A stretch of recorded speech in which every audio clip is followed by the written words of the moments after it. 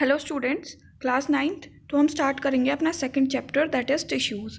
ठीक है, तो इंट्रोडक्शन देखते हैं इसका। सबसे पहले इंट्रोडक्शन में दिया हुआ है, in earlier chapter you have studied that all living beings are made up of cells और सेल्स। तो हमने पिछले चैप्टर्स में पढ़ा था, पिछले जो फर्स्ट चैप्टर था हमने उसमें पढ़ा था कि जो जितने भी लिविंग ऑर्गेनिजम्स होते हैं, जैसे कि ह्यूमन बींग्स हो गए, अदर एनिमल्स हो गए, प्लांट्स हो गए, तो वो किससे मिलके बनते हैं? वो सेल से मिलके बनते हैं, या तो एक सेल से या फिर बहुत सारी सेल्स से मिलके बनते हैं। A cell is a both structural and functional unit of living beings. तो सेल क्या है? एक स्ट्रक्चरल और फंक्शनल यूनिट होती है किसी भी लिविंग बींग्स की, मतलब हमारी बॉडी को या फिर अदर प्लांट्स की बॉडी के फॉर्मेशन में और जितनी भी प्रोसेस होती हैं उनको पूरा करने में हेल्प करती हैं। प्रोसेस लाइक कि डाइजेशन, रेस्पायरेशन, इन सब प्रोसेस में भी पार्ट लेती हैं। Cell is a minimal biological unit. तो सेल क्या हुई? सबसे छोटी मिनिमल जो होती है बायोलॉजिकल यूनिट होती है, लाइफ अराइज होती है सेल से। ठीक, we know that a cell is not merely a basic unit of life, rather it is a dynamic system. हमें पता है कि जो सेल है वो सिर्फ एक बेसिक यूनिट ही नहीं है लाइफ की, बल्कि एक डायनेमिक सिस्टम है। मींस ये एक स्मॉलेस्ट यूनिट है फॉर्मेशन की, और स्मॉल फॉर्मेशन से नया फॉर्मेशन करती है, मतलब ऑर्गन्स का फॉर्मेशन करना, ये सब मतलब जो जितनी भी बॉडी ऑर्गन्स फॉर्म होंगे उन सब के फॉर्मेशन में भी हेल्प करती है। ठीक, उसके बाद furthermore cells arise from the pre existing cells. जितनी भी सेल्स है वो अराइज कहाँ से होती हैं? पिछली प्री एग्जिस्टिंग सेल्स से। All living beings begin their life with a single cell. जितने भी लिविंग बींग्स होते हैं अपनी लाइफ कैसे स्टार्ट करते हैं? एक सिंगल सेल से स्टार्ट करते हैं। ठीक है, इन हायर यूकैरियोट जैसे कि ह्यूमन बींग्स। ठीक है, जो जाइगोट होता है, जाइगोट को बोलते हैं फर्टिलाइज्ड एग। ठीक है, तो ये बिगिन करता है लाइफ और कन्वर्ट किस में हो जाता है? मल्टी सेल्यूलर ऑर्गेनिज्म में कन्वर्ट हो जाता है।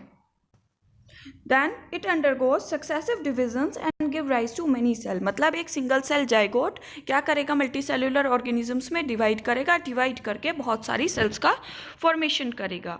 The process of cell division is necessary for growth and development of an organism. जो प्रोसेस होती है सेल डिवीजन की वो इंपॉर्टेंट होती है ग्रोथ और डेवलपमेंट के लिए। ठीक, in multicellular organisms isolated cells are not common. Isolated cells common नहीं होती हैं। Instead similar cells are joined together loosely or closely to form tissues of the body to perform different functions.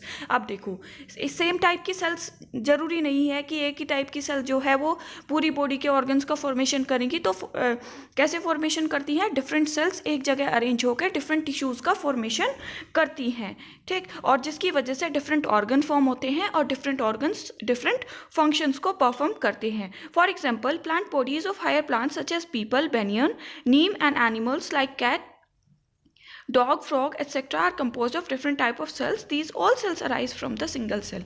वही बात में हमने अभी discuss की थी कि जो सिंगल सेल होती है वो क्या करती है? फॉर्मेशन करती है। मतलब सिंगल सेल से फिर टिश्यू बनेगा, टिश्यू से ऑर्गन, डिफरेंट ऑर्गन्स का और डिफरेंट बॉडी स्ट्रक्चर का और डिफरेंट उनके फंक्शंस का फॉर्मेशंस होता है। ठीक, इसी वजह से जो इंडिविजुअलिटी डिफरेंस आ जाता है डिफरेंट एनिमल्स के बीच में, एनिमल्स या प्लांट्स के बीच में। उसके बाद देखते हैं सेल जो है वो एक कॉम्प्लेक्स डिफरेंशिएशन या स्पेशलाइजेशन शो करती है। कौन से टाइम पे?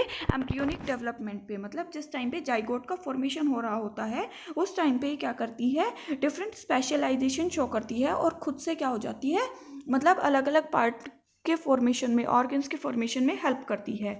ठीक, उसके बाद in unicellular organisms like amoeba all the life functions are carried out by single cells. जो अमीबा होता है, ऐसी स्ट्रक्चर होती है कुछ अमीबा की, ये इसमें न्यूक्लियस और ये फूड वैक्यूल होता है। ठीक, तो इसमें क्या होता है? एक सिंगल सेल होती है जो पूरे लाइफ के फंक्शंस को परफॉर्म करती है। ठीक है, लेकिन मल्टी सेल्यूलर ऑर्गेनिजम्स जैसे कि ह्यूमन बींग्स, मैन, ठीक, इसमें डिफरेंट फंक्शंस जो होते हैं वो कौन परफॉर्म करता है?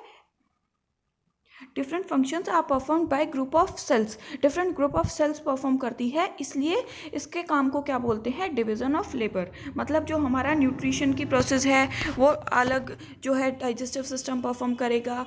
ठीक है, उसके बाद जो जितनी भी नर्वस सिस्टम, नर्व्स जो है, न्यूरल ट्रांसमिशन है वो नर्वस टिश्यू करेगा। मतलब हर स्पेशलाइज्ड टिश्यू अपना जो है फंक्शन को ऑर्गन प्रिपेयर करेगा और वो डिफरेंट फंक्शंस परफॉर्म करेंगे। तो डेफिनेशन देख लेते हैं टिश्यूज़ की। टिश्यू क्या है? Group of sales having common origin and performing similar functions और फंक्शन आर कॉल्ड टिश्यूज़। मतलब ग्रुप ऑफ सेल्स एक जगह मिलके ग्रुप बना के कुछ कॉमन ऑरिजिन करती है, मतलब डिफरेंट फंक्शंस परफॉर्म करती हैं हमारी बॉडी में, उनको बोलते हैं टिश्यूज़। सेकेंड पॉइंट देखते हैं, are plants and animals made up of same types of tissues. क्या प्लांट्स और एनिमल्स एक ही टाइप के टिश्यूज से मिलकर बनते हैं? Although plants and animals are made up of cells and tissues yet they have distinct differences. देखो हमें पता है कि प्लांट्स और एनिमल्स सिर्फ एक टाइप की सेल से ही मिलकर बनते हैं और वो क्या फॉर्म करता है? टिश्यूज।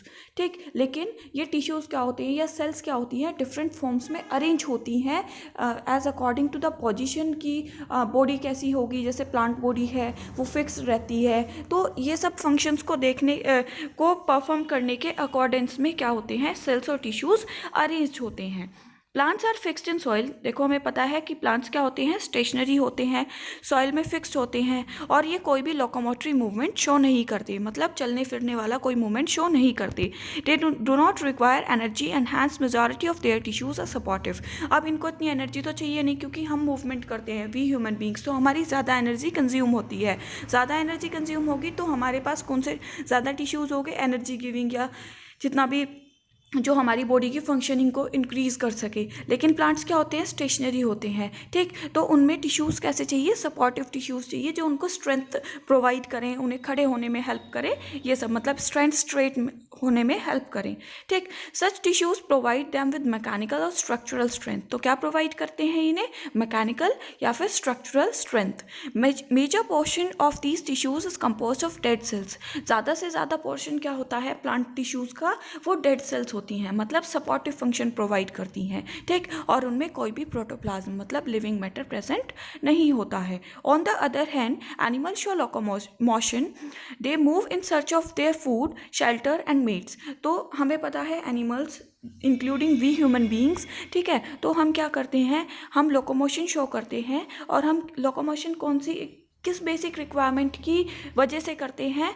तो फूड, शेल्टर या फिर मेट रिप्रोडक्शन की वजह से क्या करते हैं? मूवमेंट या लोकोमोशन शो करते हैं। They also require more energy, इसलिए हमें क्या है? ज़्यादा एनर्जी की ज़रूरत होती है कंपैरिजन टू द प्लांट्स। तो जो मेजॉरिटी ऑफ हमारे टिश्यूज़ होंगे वो क्या होंगे? लिविंग होंगे और साथ ही साथ उनमें प्रोटोप्लाज्म भी प्रेजेंट होगा।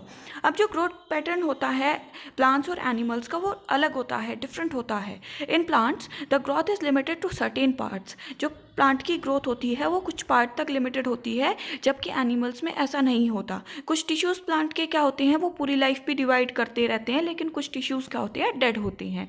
उन टिश्यूज़ को क्या जो ये टिश्यूज़ होते हैं जो प्लांट में डिवाइड करते रहते हैं थ्रू आउट द लाइफ, ये पूरी सेल बॉडी में जो पूरी प्लांट बॉडी होती है उसमें डिवाइडेड डिस्ट्रीब्यूटेड नहीं होती है।